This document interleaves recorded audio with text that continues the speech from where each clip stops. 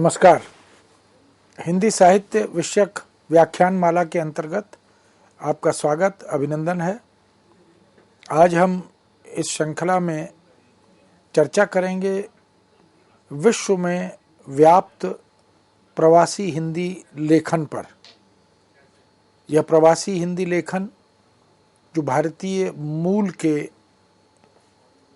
निवासी नागरिक जो विदेशों में जाकर बस गए, रहने लगे और अपनी साहित्यिक अभिरुचि के कारण वह हिंदी के विभिन्न प्रकार के लेखन से जुड़ गए।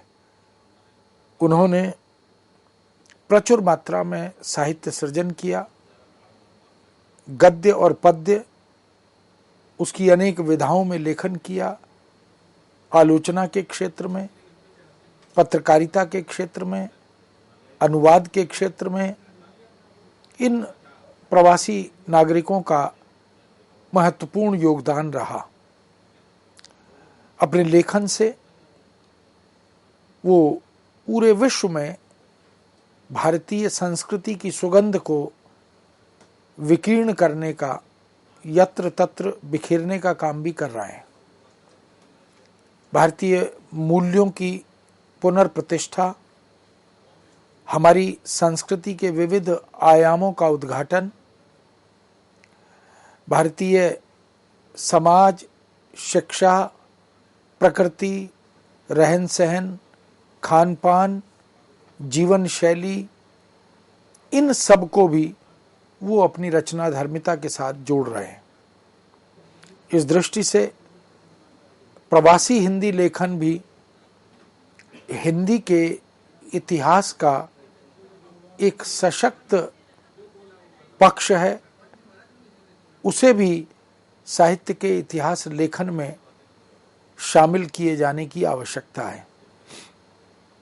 दुनिया के अनेक देशों में अनेक प्रतिष्ठित हिंदी लेखक इस प्रकार के मिलते हैं या रहे हैं जिन्होंने अनेक प्रकार की विश्व प्रसिद्ध रचनाओं का सृजन किया और उन रचनाओं के माध्यम से न केवल अपनी पहचान बनाई अपितु विश्व में भारतीय जीवन शैली, रहन सहन आदि को भी लोकप्रियता प्रदान की। जो हिंदी भाषा और साहित्य के इतिहास पर यदि दृष्टि डालें तो लगभग 1100 वर्ष का इतिहास हमें हिंदी का मिलता है। इन 1100 वर्षों में हिंदी सतत रूप से आगे बढ़ती रही, परिष्कृत हुई, विकसित हुई, सृजित हुई। उसके अनेक आयाम उद्घाटित हुए, उजागर हुए। उसकी अनेक विधाएं, उन विधाओं का लेखन सतत चलता रहा। हिंदी के प्रयोक्ता निरंतर बढ़ते रहे। अहिंदी भाषी भारतीय क्षेत्र भी धीरे धीरे हिंदी भाषी बनते चले गए। समेकित संस्कृति ने, राष्ट्रीय एकता ने, व्यवसाय और बाजार ने हिंदी भाषी क्षेत्रों, राज्यों का विस्तार किया। रोजी रोटी के लिए आजीविका अर्जन, भाषा के कोई अवरोध इस क्षेत्र में सामने नहीं आए। यानी कामकाज ने, व्यवसाय ने, जीवन यापन के तमाम पक्षों ने भाषाई अवरोधों को दूर किया, समाप्त किया, कहीं कम किया।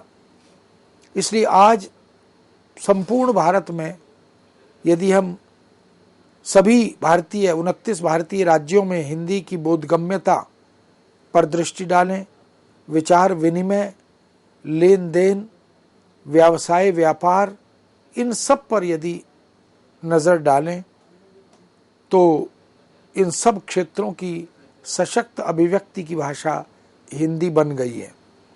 इस स्थिति में आज़ादी के बाद से लगातार और निरंतर विकास हो रहा है। हर्ष और आनंद का विषय यह भी है कि प्रवासी भारतीयों ने हिंदी प्रयोग अनुप्रयोग से विश्व में जो भाषाई सांस्कृतिक परचम लहराया है वह गौरव और गरिमा का विषय तो है ही, स्तुत्य और प्रणम्य भी है। पूरे विश्व में फैले हुए भारतीय मूल के निवासियों, देश प्रेमियों, भाषा भक्तों ने जो श्रद्धा, जो कर्मण्यता, जो रचना धर्मिता प्रदर्शित की है, उससे देश का, हिंदी समाज का, सृजनशीलता का और हिंदी की प्रजनन शक्ति का न केवल गौरव बढ़ा, उसकी पठनीयता और लोक स्वीकृति भी बढ़ी, उसका मान सम्मान भी बढ़ा। हिंदी की 18 बोलियों की चर्चा की जाती है। हम जानते हैं कि आदिकाल से आधुनिक काल तक के बीच का जो लगभग 1000 वर्ष का समय है, उसमें अवधी भाषा में, ब्रज भाषा में, मैथिली में, भोजपुरी में, राजस्थानी में या अन्य बोलियों में प्रचुर मात्रा में लेखन होता रहा। प्रबंध और मुक्तक रचनाएं लिखी जाती रहीं। यह 1000 साल का समय मूल रूप से काव्य के सृजन का समय रहा। गद्य का आगमन आधुनिक काल में हुआ, इसलिए उसे गद्य काल कहा भी गया। गद्य की अनेक विधाओं के विकास की दृष्टि से आधुनिक काल की महत्ता, उपादेयता स्तुत्य है, प्रशंसनीय है। किंतु आदिकाल, भक्तिकाल और रीतिकाल का जो समय है, वह कविता के सृजन की दृष्टि से, शास्त्र के सृजन की दृष्टि से, नीति काव्य, भक्ति काव्य, प्रेम काव्य और इसी तरह वीर काव्य, इसी तमाम प्रवृत्तियों का उद्घाटन करने वाला काव्य लिखा जाता रहा। कह सकते हैं कि हिंदी इस दृष्टि से अत्यंत सशक्त और समर्थ सृजनात्मक भाषा के रूप में हमारे सामने आई। किंतु आधुनिक काल के आगमन पर हिंदी ने एक नई भाषा, जिसको खड़ी बोली कहा जाता है, उसका आह्वान किया और खड़ी बोली हिंदी में लेखन की बहुआयामी प्रवृत्तियां उद्घाटित होती चली गई। बरसों पहले रोजी रोटी, आजीविका, इसकी तलाश में हमारे देश के अनेक नागरिक, यहाँ के परिवार, मित्र, इन सबको, समाज को छोड़कर बहुत से निवासी Mauritius, Fiji, Suriname, Guyana, Trinidad, Tobago, इन देशों में चले गए थे। बहुत से भारतीय लोग पाकिस्तान, बांग्लादेश, श्रीलंका, बाली, ऐसे देशों में भी जा बसे थे।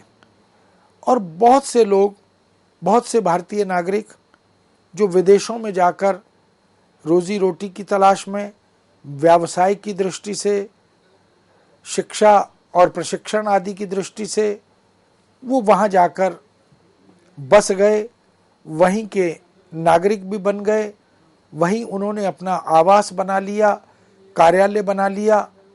उन्होंने भी, अगर हम दृष्टि डालें तो अमेरिका में, इंग्लैंड में, कनाडा में, रूस में, जर्मन में, इंग्लैंड में, बहुत सारे देशों में भारतीय नागरिक जाकर बस गए और उन्होंने वहाँ जाकर हिंदी भाषा के सृजनात्मक रूप को न केवल धार दी, प्रखर बनाया, अपितु उसकी लोकप्रियता में महत्वपूर्ण भूमिका निभाई।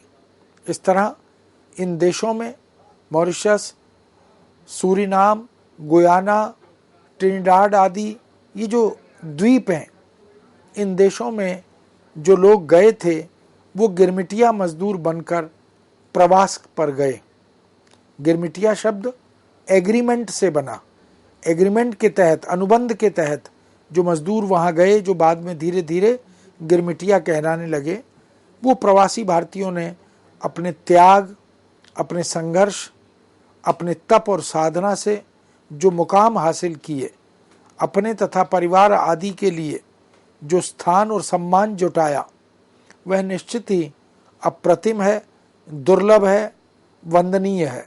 विदेशों में जाकर अपनी श्रम साधना से भारतीय संस्कृति की जो सुगंध बिखेरी, जो श्रमकण रूपी पराग विकीर्ण किए, उसी का सुपरिणाम है कि आज दुनिया के अनेक देशों में भारतीयता का, भारतीय मूल्यों का, भारतीय संस्कृति का, भारतीय संगीत, भारतीय नृत्य, भारतीय गायन कला, भारतीय कलाएं, इन सब का डंका बड़ी तीव्र गति से बजता हुआ सुनाई देता है।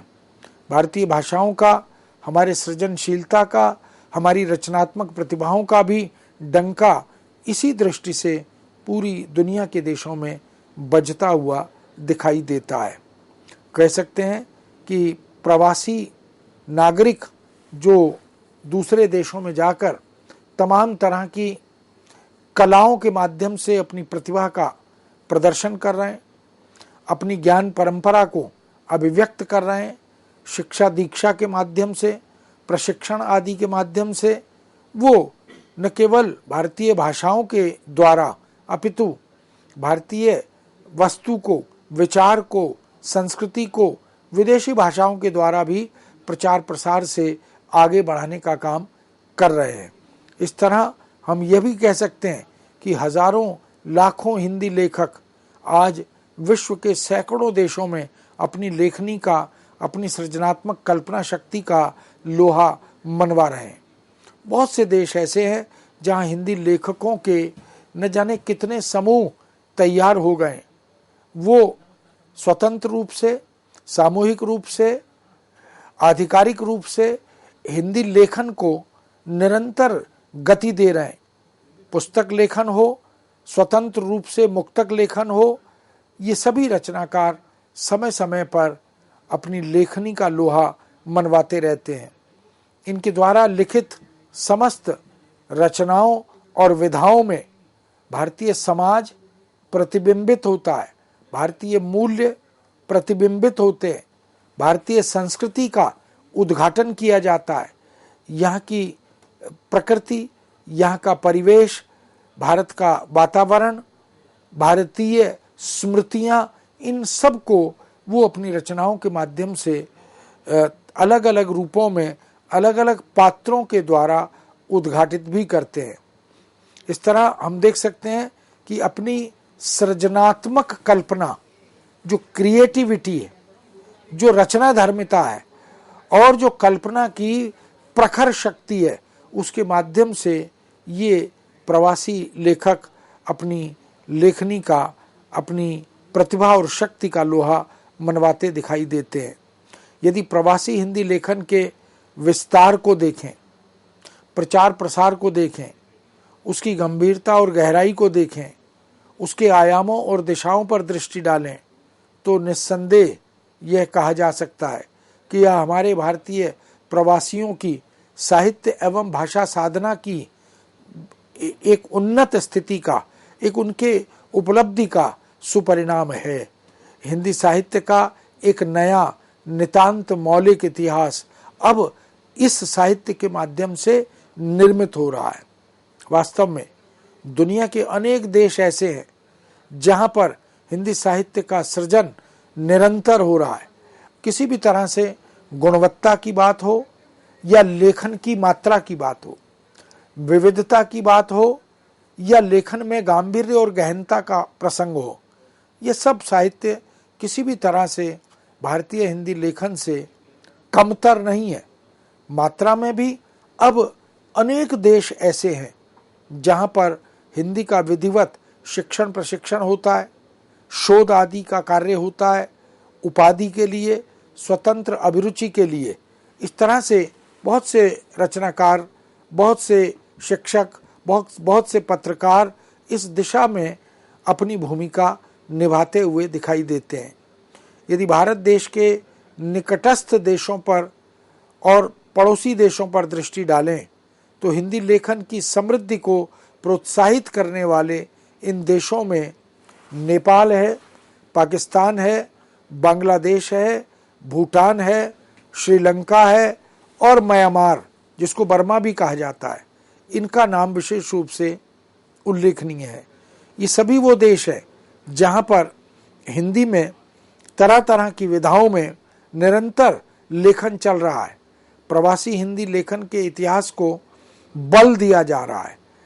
जो भारतीय मूल के रचनाधर्मी वहाँ रह रहे हैं, वे गद्य, पद्य और हिंदी की अनेक विधाओं में लगातार बरसों से नियमित रूप से लिखते हुए दिखाई देते हैं। उनका अवदान सही मायनों में हिंदी के विकास में, हिंदी भाषा और साहित्य की प्रसिद्धि में, ख्याति में रचनात्मक भूमिका निभाता है। यदि विश्व के अन्य महाद्वीपों पर भी नज़र दौड़ाएं तो प्रवासी हिंदी लेखन की समृद्धि के स्रोत हमें वहाँ भी प्रचुर मात्रा में मिलते हैं। सर्वप्रथम यदि अमेरिकी महाद्वीप को ही देखें तो वहाँ संयुक्त राष्ट्र अमेरिका में, कनाडा में, मैक्सिको में, क्यूबा में हिंदी लेखन जोर शोर से चल रहा है। यदि यूरोप और यूरोपीय महाद्वीपों की बात करें तो गर्व से कह सकते हैं कि हिंदी लेखन और हिंदी संस्कृति का विस्तार वहाँ निरंतर हो रहा है।